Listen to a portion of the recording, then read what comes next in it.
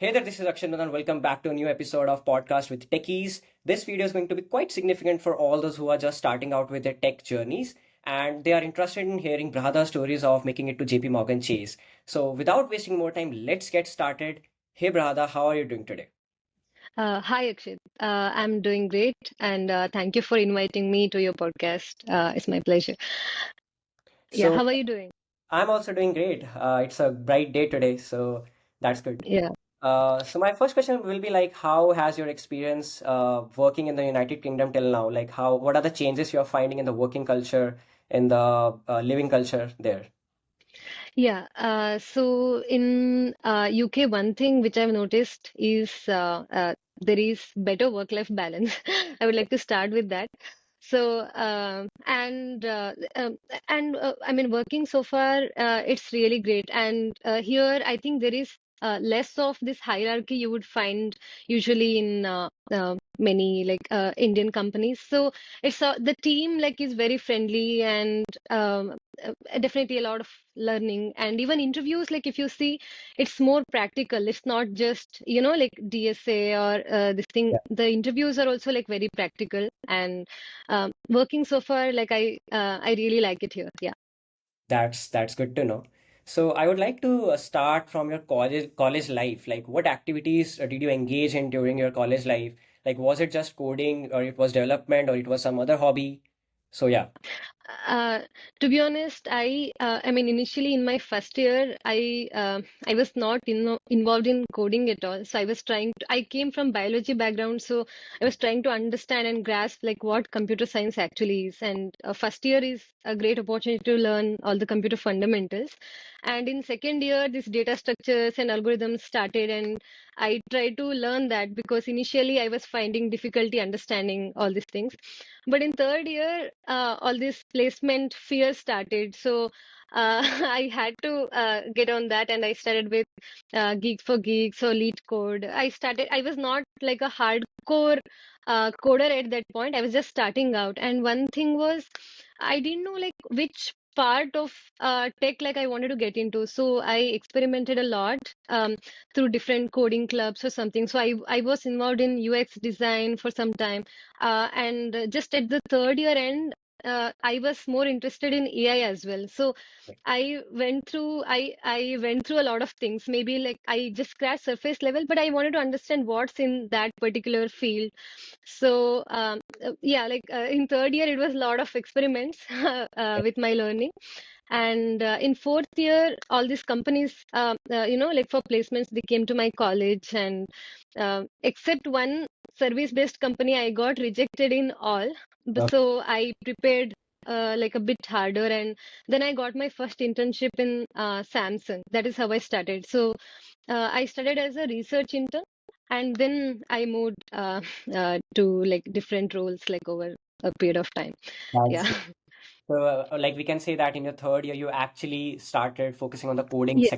coding part of your life. Yeah, yeah, Okay. yes. Actually, th third year, I mean, I started with problem solving, but it didn't just stop there because I wanted to know because all my seniors was saying that yeah, it's not whatever you learn in engineering, that's not what you're gonna work on at your real job. So I was like, okay, what am I gonna work on? I was really interested in knowing that. Yeah. Right. So one more question like people usually ask me is that like till your college life, till like in your 12th class, in 11th class, and your 4 years of college, the curriculum is guided. That you're guided by your teachers, you're guided by the professors, or some part of your life is guided by your parents. So can you describe the transition of from your college life to your initial working life, like initial corporate days? Can you explain that? Yeah, sure. So I come from a tier three college. Hmm. So I mean, there were like few tech clubs, but but it was only limited to more of academics. Of course, during placements they would encourage us, but I felt that okay, initially like I didn't get a lot of encouragement, and I was an introvert, so I didn't talk to a lot of people as well. But that's the thing, right? So when I was looking for jobs in third, after like I finished third year, on LinkedIn, I had just 100 connections or something, and I was looking for a better job, better off-campus job. That time I got to know, okay, like I can't be like this. I have to communicate better, and I have to network with a lot of people. Like that is how real world works. So then I started becoming like more active on LinkedIn as well. So it's really important to have like mentors. So for some people, it will be good seniors from your college, or even like your professors, or some family friends, or your cousins, or whatever. But for me, it was mainly people like from LinkedIn, like whom I met and connected. They helped me a lot initially to find jobs. Actually, I my full-time offer was revoked, like from Samsung during COVID period. As you know, like lots of layoffs were going on, Yeah. and I was really scared, and I really thought, okay, maybe it's really hard to get a job. And that time, through the help of all these mentors I found on LinkedIn, Mhm. people were really kind at that time, and many people helped to find each other jobs. So it was not just jobs. I would have interesting conversation, and I would read their blogs. And of course, you're also doing great work with your podcast. So actually, people like you, I mean, helped me a lot at that time. Yeah, That's great to hear. Like I can actually relate because I'm also the elder brother at my home, and there was no one to guide me. But if exactly.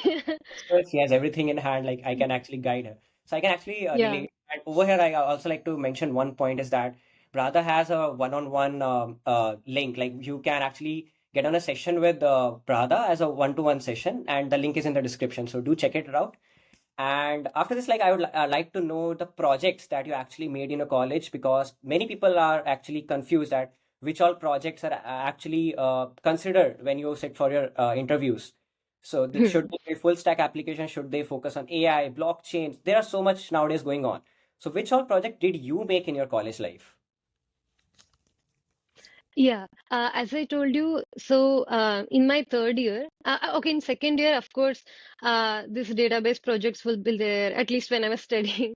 And in third year, I took this additional subjects as like very contrasting ones. Like one was AI and another one was user research, because I didn't know if I was interested in UX or actual coding. So I wanted to explore that field as well. So for me, like I did few web development projects and one UX research like project as well. But when I did this AI project for my final year, like we were planning like what we need to do and all.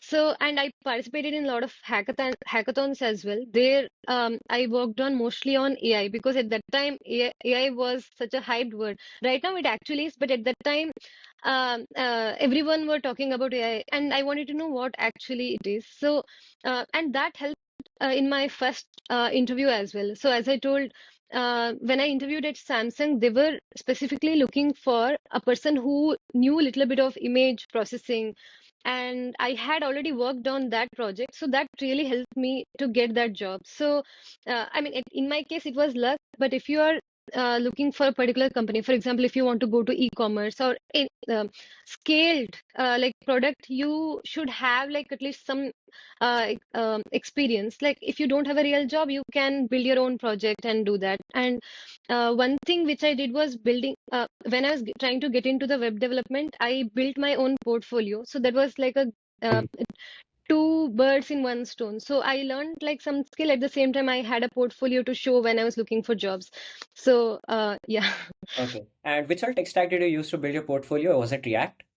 Yes, it was React. That was my introduction to React as well. And as you know, React is a really great skill to have in the current job market. And recently, I'm actually working on developing my own productivity app, but I'm using Flutter for that, because I wanted to compare like how Flutter is, like different than React. And these frameworks, I mean, every day you are gonna have like some new framework, and some are gonna blow up.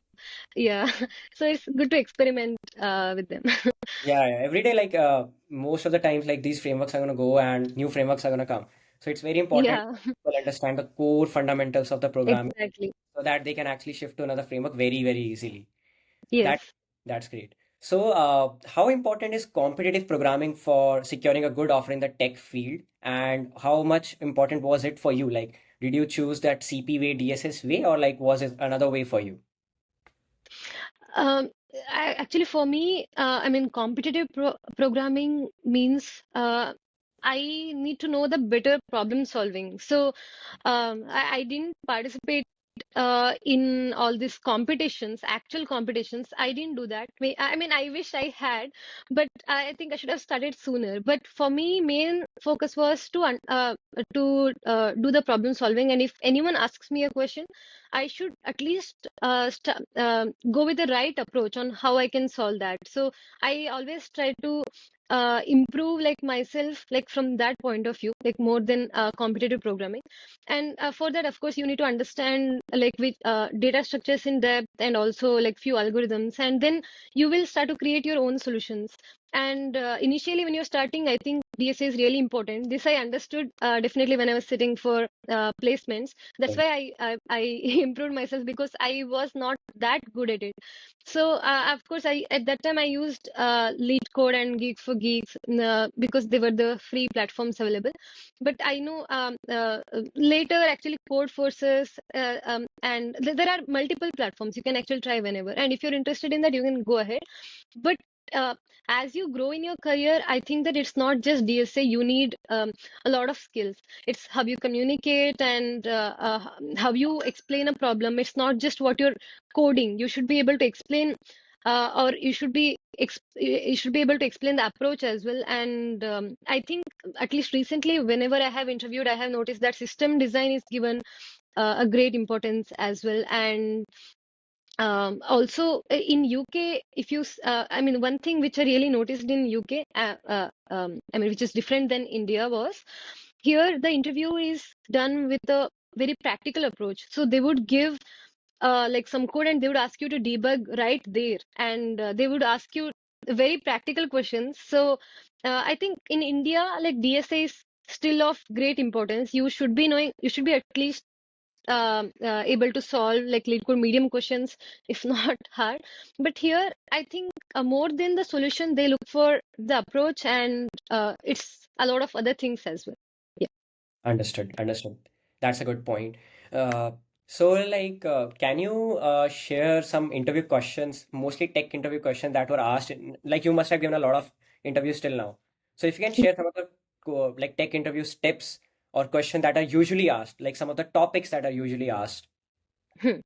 Sure. So recently, when I gave interview at JP Morgan, so initially, they just asked me more about my project and how I could have how I could have done things differently. And it started with this kind of questions, and then they directly came to the system design question. It was object oriented, and then low level design. It was not high level, but low level and object oriented design question. But at the time, I had given interviews in other companies as well. They had asked a bit of machine coding questions and high level design. So I don't know. For me, at least initially, it was more of design rounds only, and after that, they would come to problem solving. So in problem solving, it was not a lead code hard question or anything. It's very simple, but they would try to tweak it a little bit in every iteration. Like how would you do this, or how would you do that, and how can we optimize it? I would say it's lead code medium questions, but tweaked a little bit and added more complexity in every iteration. It was more of that. And also uh, in UK, just how startups hire and how big companies hire, it's very different. So usually startups would give you some assignment. If you're applying for a full stack role, there will be kind of miniature project you might have to work on, either in DevOps or front end or back end. I mean, whatever you're applying for. So you have to do the assignment, and based on that, they would keep a session of an interview just to go through that and how you could do better and what is your thought process. They would try to understand. I mean, even if you use Google, it's not a problem for them. It's they want to know like how your day to day like goes if you join the company. So yeah, it's more practical in that way. Right. One more question over here is like many people ask me who are like freshers or they are in sitting for the placement in the final year, how much system design is actually asked in for a fresher at the Hmm. fresher? How much system design? Or which all topics? Yeah. Maybe like scaling or caching or database sharding. Which all topics? Yeah, actually, I think for I mean, it depends. Maybe in India, I mean, whenever I talk to, graduates or people who are I think if you're looking for an internship, people might not ask you over system design because it's mostly problem solving. But if you're a graduate, then they might ask. So, it for example, Flipkart, it is known for its machine coding round. Even if you're SD1, it doesn't. I mean, you should be able to design at object-oriented level. Like that's. I mean, and it differs for each company, I think, because recently I heard that some food delivery apps they're asking on all this, as you Yeah, told, like scaling, caching, or database sharing. Like so high level also they ask, and in second round they're asking low level. So it depends from company to company. You can get that information online, maybe on Glassdoor or LeetCode as well. But at, but I think right now it's important to know like how you can uh, design the fundamentals of that. At least like what it doesn't matter if you don't know like some particular database which is specific for that, but at least you should know, okay, if it's a NoSQL or SQL, like what's the difference, or at basic level you should be knowing, and with practice system design you will get better at it. So I would say practice more. understood. So very important question, which might inspire the women tech makers over here. Like, uh, as a part of the Google Women Tech Makers program, like what inspired you to pursue it, and what are the benefits of it that you have gained? And can you explain us the application process, acceptance process of it? Sure, sure. Actually, I come from a rural part of India. So when, I mean, I went, my parents wanted me to pursue engineering, and I was also interested, even though I didn't know like what exactly would be there. But I wanted to get into the tech. That I was sure. But when I joined, like I just noticed this thing. So in my village, all the guys like they were pursuing engineering, like my brothers or someone. But I didn't know, I couldn't get advice from any girl like who did engineering because no one has done. Like that always stayed in my mind. So when so this Google Tech Makers program, I saw an ad on LinkedIn and I applied because previous year I had seen few people like had applied for that and got that, and I had talked to them and I really liked the work they are doing. So they were doing at that time. So you would collaborate with other like women in this program to like to make world a better place for women, like if I had to tell in one sentence. But basically you would arrange like some webinars, or you would mentor like people, or you would conduct like podcasts which would help more women get into the tech. I know, like, see, at least in India, in major cities or like bigger towns, it's not a problem. Like you won't even see this problem. All you would see like in any engineering college, women will be there, men will be there. That's not a problem. But I noticed that in some part of India, still like women couldn't, they could not get into STEM. Like not just in India, all over the world. So this program is for them, like to get them interested in more STEM and get them into the tech if they're interested, and to encourage them and to help with their learning. Basically, it's that. And the application process, normal application will be there when you can actually check in the website. Maybe we could put that in this video as well. Uh, I think it's every 6 months or every 1 year, like because I don't know like what exactly, because 6 months back I had seen people applying for that, and again it started now. It opens once in few months, and you could apply for that, and you could mention why, or like why do you want to apply for that, what would you do if you join. So I mentioned my background, so coming from rural background, this was my case, and this made me apply for this. So and I want to like help with this particular cause and everything. So, and they like my answer and I got selected. Yeah. That's great. That's great. It is going to inspire a lot of women out there who wants to like reach to that stage, because as you have achieved it, like moving to UK and working as a tech maker there, it's not an easy job. So I am 100% sure that it's going to inspire a lot of women out there. So and as you know that the tech journey like changes so quickly, like in just two snaps, it is going to just change. So what methods Yeah. do you actually use to stay up to date with the latest trends and technologies in the software engineering world, are there any specific websites or apps or channels you actually follow? Sure. So, I'm very active on LinkedIn. So, in LinkedIn, the people I follow, or actually, I whenever I see they post some new things which don't know, like I would get to know like from there, or even from news, like Google News. Like you can put a notification for tech news on, and you could get news from there. And later, you have to do your own research. That's what I think. And I read a lot of blogs, for example, Gaurav Sen, or there is this one LinkedIn.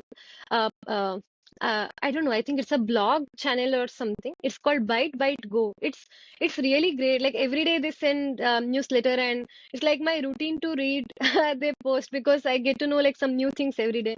And I think you could subscribe to many newsletter on AI as well these days. So especially AI is in such a boom right now. There's so many things, every new product, every new day. So, but I don't like explore a lot of things. Whatever I'm interested in, I stick to that thing, and I try to do like some like my own research. And if I'm really interested, for example, prompt engineering was one thing I got really interested these days. So I did one course Mhm. by this deep learning AI, and now I can develop an application for my productivity app, which I told you about previously. So I'm trying to like put whatever like I learned from that. And I noticed that you also made an app, and I really like got inspired by that. That I really like that app, by the way. That's great to hear. So, which all tools you actually use for, like in your day-to-day life? Like I use Okay. Notion for uh, noting down my notes. Whenever I watch a Udemy course, I actually use Notion to Yes. note all the notes. So, which all tools do you use? Yeah, I use Notion as well. And whenever I'm at work, like whenever I have a lot of tasks, so sometimes I have difficulty with time management. So for that, I started to stick with proper like paper notes, like to-do list, like so that I know like what exactly like I have. And whatever apps you could use for organization, like that's much better. So I set alarms, so I have to do this job in this particular amount of time. So Notion and normal like my alarm, like that would be, or like my calendar, like that would be like okay for me. And along with that, sometimes I like to write things by myself a lot. I tried with like typing also. Maybe summaries and all I do that, but sometimes I like to make handwritten notes. And Right. another thing is ChatGPT I use every day. Everyone uses that. Also, Yeah. the very beautiful thing you mentioned that you write a lot. So Hmm. that's actually once you have written something, it's going to stay in your mind forever. So that's a Exactly. point. So which is your favorite programming language? Uh, I have worked on a lot of programming languages. I mean, if you ask me, I would say Python, just because it's very easy to write. But Right. yeah, I mean, as we already discussed before, programming, if you know the fundamentals, then all programming languages are nothing but semantics. So yeah, Right. but I would say Python, since Uh, it's very easily readable and it's very easy to write. okay. So how do you actually revise before the interviews, before the technical interviews? How much do you revise for? How many hours do you revise? So what's your revising strategy? Okay. If I'm actively giving interviews, then I would have started at least being consistent in solving maybe some lead code problems every day, or actually going through like some specific design blocks or something. This I would have started from weeks or months, depending on the difficulty of the company. And at least every day, like since I'm active on LinkedIn, when I told that I do my research, I try to learn like some new thing. It might be like very small, but I want to learn that. So in some way that would have helped in my final interview, like at some point of time. But when it comes to revision, at least previous day, like as I told, I make notes. So for that specific company, I go to Lead Code or Glassdoor and get all the questions, like most asked questions, and I try to go through them. It's not just tech; it's also non-tech or communication like questions or behavioral questions or leadership questions. So I try to practice like with myself. Okay, if they ask how I should answer and everything. And most asked questions, I make a list, and of course, I will give that in Chat GPT and ask, okay, what are the similar questions you can ask for me? And you could get mock interview questions in a similar way. And previous day, more than learning like something new, I try to like whatever I have learned, like I try to go through that and do a mock interview with myself. Or if it's really like tough interview, I would ask my friend or someone to interview me so that I have a practice before. Understood, understood. So one of the last question that I would like to ask is, let's say there is a person, a student basically, he's in or he or she is in final year and he wants to, and his or her dream company is JP Morgan Chase. So what should be his or her roadmap for the next 6 months so that he or she can actually crack the company? Sure. So I would say, first, always, I mean, for any job, not with just JP Morgan, Yeah. have your resume very neat or crisp. Because I think the interview levels or like the interview questions asked, like in UK or India, they might be different. But the first level is always resume review. So that time you make sure that your resume is like on point, and you try to mention like a similar work you have done, like in your project or in your internships, which you're going to be doing in JP Morgan. That is first thing.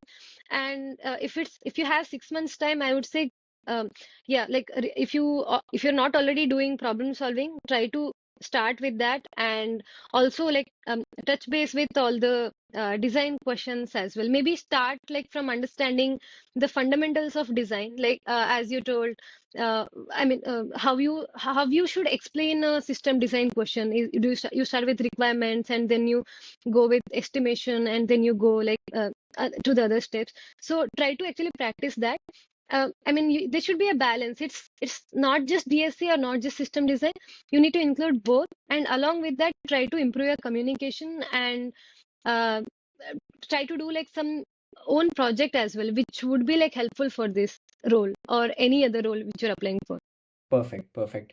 So my last question will be like, how do you actually manage your time? Because in tech journey, you have to keep up with the latest technologies that are coming, but you also have to be 100% present in your job. So how do you actually keep on learning, upskilling yourself with your job?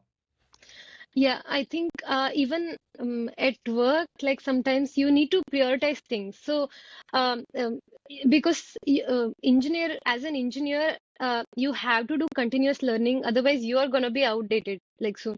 So, I try to prioritize things. For example, in my work hours, my main priority is to like finish like some tasks, and like within this time, I want to actually finish. Sometimes it goes like out of the time limit. Then I have to actually manage. Maybe like I had a set of tasks with less prioritization that I could shift like if I can. So in any project or in any sprint, like how you prioritize tasks, in a similar way, you can manage your time as well. Like how, based on how urgent it is and how important it is. So you would always do it. If it's really urgent and important, you would do them first. And again, depending on that, like you can prioritize and do your tasks. That's a great answer. So yeah, brother, like it's time to wrap up, and it was really a very good session. I am 100% sure that people are going to like it. And you guys, like, if you have any question, you can reach out to us in the comment section. You will find a one-to-one talkmate link with Brahada in the link as a link in the description. You can book a session with her, and that's it. So thank you, Brahada, for joining this session, and good luck. Thanks once again, Akshit. It was really great talking with you. Yeah. Yeah. Looking forward to your more podcasts. Yes.